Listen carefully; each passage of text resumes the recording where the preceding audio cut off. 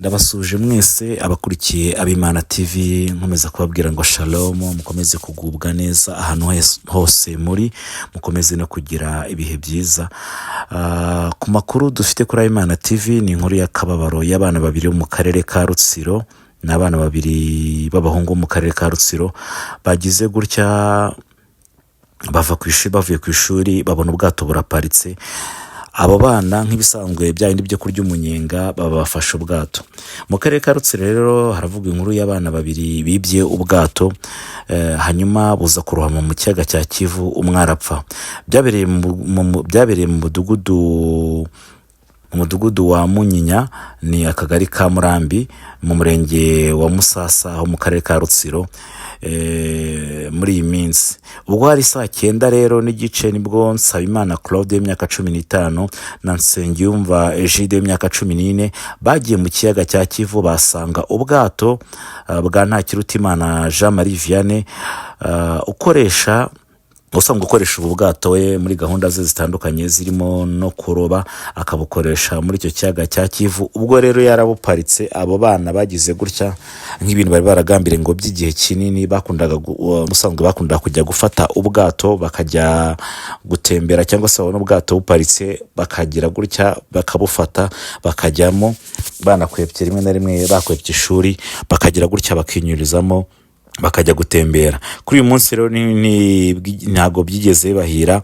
Abo bana bafashe ubwato bazi ko bagiye kurya umunyenga, banyarukira mu mazi, ngo ntago ari ubwa mbere babikoze, cyane ko ni bwa bwato bw'abarobyi buhora buparitse bw'ibiti cyangwa se budafite n'ubuziranenge, bugenderamo umuntu umwe ariko nabwo akagendera ku nkombe ku ruhande.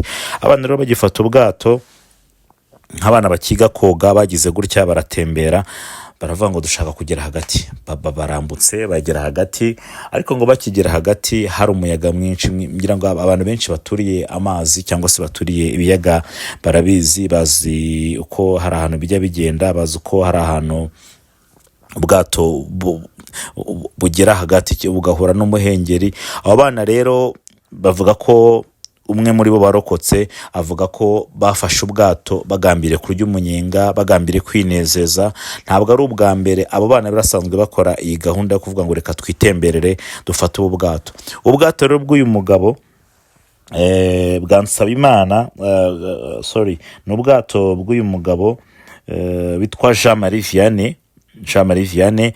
Abo bana bakundaga kubona buparitse bakarya umunyenga. Usibye n'ubwa Jean Marie Vianney, abana ngo baturiye hari hafi ku Kivu bakunda gufata ubwato bagatembera, cyangwa se bakajya kurya umunyenga. Mu gihe wenda nk'abaturiye mu mujyi usanga bya bindi turi kuvuga ngo abana bagiye kwerera imodoka, babona nk'igikamyo cyangwa se babona imodoka zipakiye muri quartier bagashaka kujya kurya umunyenga, bagashaka gutembera. Aha rero ntago ariko byahiriye abo abana baturiye akenshi ngo burya mu gace karimo ibiyaga, ibyuzi, bakunda kujya kwiga koga, bagakunda gukinira ku mazi. Ntago ari ubwa mbere impanuka nk'izi zibaye ku bana baturiye amazi cyangwa se baturiye ahantu hari amazi magari. Abana bakunda kubifata bakajya mu munyenga, bakajya koga, rimwe na rimwe rero bakwepye amashuri. Aha rero ni mu Karere ka Rutsiro nk'uko nkomeje kubibabwira, ni mu Kagari ka Murambi mu Murenge wa Musasa mu Karere ka Rutsiro.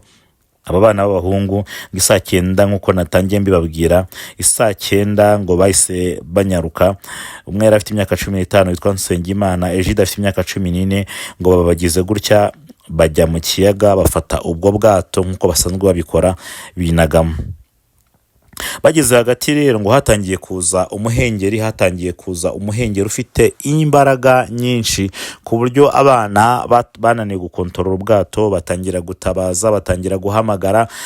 Gusa kugira ngo ubutabazi bahagere byari bigoranye kuko bari hagati mu mazi, kandi ikindi hari ahantu hari umuhengeri, hari ahantu hateje ibyago, ku buryo ntekereza ko kuvuga ngo umuntu yajya kubatabara byari bigoye cyane. Cyo koza hari umugabo wari aho ngaho hafi, abonye abana bakomeje gutabaza, kandi ari umuntu umusare uhamaze imyaka myinshi, aravuga ngo nubwo abana bagiyemo nanjye no gupfa no gukira. Ngira ngo murabizi iyo umuhengeri waje, umunyarwanda aciye umugani ngo iyo haje ibyago ngo buri muntu asama amagara ye, ngaterewe hejuru wese asama amagara ye. uwo mugabo rero w'intwari amaze kumva abana amaze gutabaza, umugabo bita Kajugahera Jean akomeje kumva abana akomeje gutabaza, arabyirengagiza, afata risike mu gihe abandi babonaga ko bikomeye. Urumva mu muhengeri hagati amazi abasimbuka ajya hejuru amanuka munsi, abonaga ubwato butangiye kureremba, abana bari ku miranyeri, agerageza kwinjira muri ayo mazi. Byamusabye igihe kinini kugira ngo agere aho abana bari. Afata umwana umwe nkuko polisi yabitangarije igihe, afata umwana umwe aramurohora, ariko mu kugaruka agiye gushaka undi, murumva ko harimo intera nini barohamyemo hagati. Mu kugaruka agiye gushaka undi aramubura, nta kundi kuntu byagombaga kugenda, akomeza kumushakisha, biranga. Nawe abonye imbaraga zibaye nkeya, ava muri ayo mazi. Ubu ngubu amakuru dufite ni uko polisi n'abaturage barakomeza gufatanya mu kwihanganisha abaturage, ariko kandi amakuru muri aka kanya nagezeho ni uko umurambo w'uwo mwana wahise uboneka wundi. Umurambo w'uwo mwana wahise uboneka, nk'uko polisi yavuze ngo umurambo wahise ujyanwa mu bitaro bya Murunda gukorerwa isuzuma. Murabizi ko kuri iki gihe nubwo umuntu yaba icyamwishe cyaba kiri kugaragara, polisi ihita ijya gukora isuzuma. Umuntu wese udapfiriye mu bitaro ngo muganga ngo asinye ngo yishwe n'iki ngiki, polisi ihita ijya gukora isuzuma ako kanya rwose, ako kanya byirukansa. Ubwo rero umwana bamujyanye ku bitaro, bibutse ko ari abana babiri, umwe yitwaga Gide w'imyaka 14 n'uw'imyaka 15 witwa Nsengimana. Ubwo rero ubwato bwa Ntakirutimana Jean Marie Vianney bwari ubwato bw'ibiti, ariko nabwo budakora kinyamwuga. Abo bana nibwo bagize gutya, barabufashe, barirukansa banyarukira ku mazi, banyarukiramo hagati.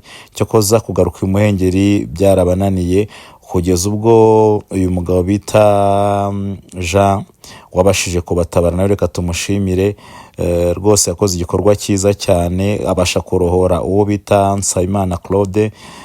Naho Nsengiyumva Gide aramubura nyine. Birumvikana ko Nsabimana Gide ako kanya yahise yitaba Imana. Ubu ngubu umurambo wajyanywe mu bitaro kugira ngo ukorerwe isuzuma. Reka mpa ubutumwa ababyeyi mwese mufite abana kandi mukaba muzi neza ko muturiye ikiyaga, ni byiza kujya mugira inama abana ko amazi adakinishwa. Ni byiza ko mujya mugira inama ko abana ko amazi ari ikintu kidasanzwe. Burya nta nkomere y'amazi, usibye ko habaye umugabo wabashije kwitanga, ubundi nta nkomere y'amazi. Kandi muri ibi bihe bikomeye, ni ibihe hazamo umuhengeri. Usibye ko no kuvuga muri ibi ibihe tugezemo, nsigaye mvuga ngo ibihe birahindagurika. Usigaye ubona igihe cy'imvura ntago ari cyo cyabaye, igihe cy'umuyaga si cyo cyabaye. Rero ku babyeyi mwese mufite abana baturiye ibyuzi, ibiyaga, ni byiza kwitonda no kubagira inama hakiri kare, mukajya mubabwira ko hari ibintu bidakinishwa. Ikindi kintu ntekereza ko hazafatwa ingamba ku barobyi bose basiga ubwato babuparitse, no gushaka uburyo wenda bajya bashyiraho abazamu kugira ngo abana, kuko birumvikana ko abana bose ntabwo wabagira inama.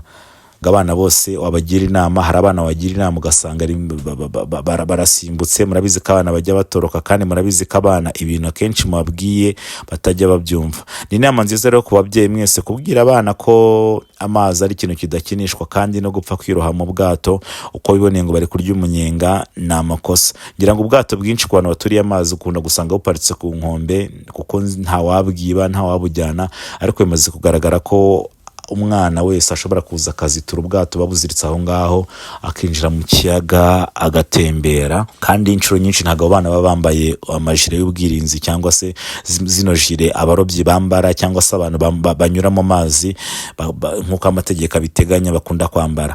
Reka nihanganishe uwo muryango rero, kandi namwe mwese mufite igira icyo mupfana n'uyu mwana witabye Imana, mwihangane. Abandi mushimire Imana kuko bagomba gupfa ari babiri, ariko Imana yakinze akaboko kandi ikoresha umugabo w'intwari mu bihe nk'ibi ngibi bikomeye. Mukomeze mukurikira Imana TV kandi mugire ibihe byiza, turabakunda cyane.